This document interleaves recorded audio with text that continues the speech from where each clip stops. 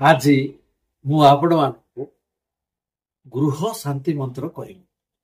ଘରେ କେମିତି ଶାନ୍ତିରେ ରହିବ ତାର ମନ୍ତ୍ରଟା କହିବି। ଘରେ ଶାନ୍ତିରେ ରହିବାକୁ ଗଲେ ସ୍ତ୍ରୀର ଶାନ୍ତି ମୁଖ୍ୟତଃ ଦରକାର। ସ୍ତ୍ରୀ ଶାନ୍ତି ଥିଲେ ଘର ଶାନ୍ତି। ସେଥିପାଇଁ କଣ କରିବ, ସକାଳୁ ଯେତେବେଳେ ଉଠିବ ସ୍ତ୍ରୀକୁ ଗୁଡ ମର୍ଣ୍ଣିଂ କହିବ, ଶୁଭ ସକାଳ କହିବ।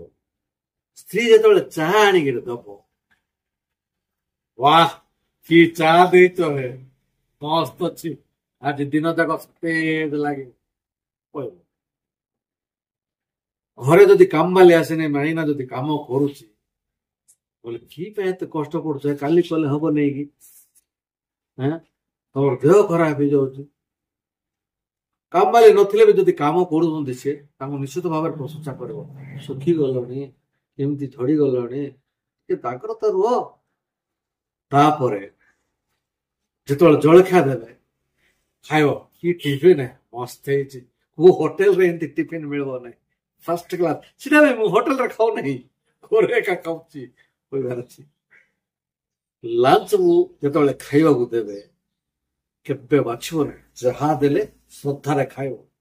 ଖାଇକିରି वाह କି ରାନ୍ଧିଛ, ମୋର ମା ଏମିତି ରାନ୍ଧୁଥିଲା, ଏବେ ନାଇକି ତମେ ମୋର ମାଠୁ ବି ବଢିଆ ରାନ୍ଧିକିରି ଦଉଛ। ଏଇ ଦୁଇ ପଦ କହିବାର ଅଛି। ଆଉ ଗୋଟେ କଥା, ଦିନେ ଯାକ କେତେବେଳେ ହେଲେ ତାଙ୍କର ଘର ଲୋକ ପ୍ରଶଂସା କରିବ, କହିଲେ ତମର ମା କେତେ ଭଲ, ତମର ବାପା କେତେ ଭଲ, ଶଳାଶାଳୀ ଆଉ କୁହନ, ତାଙ୍କର କଥାବାର୍ତ୍ତା ଶୁଣିଲେ ତ ଦେହ କେତେ ଆନନ୍ଦ ଲାଗିଯାଉଛି।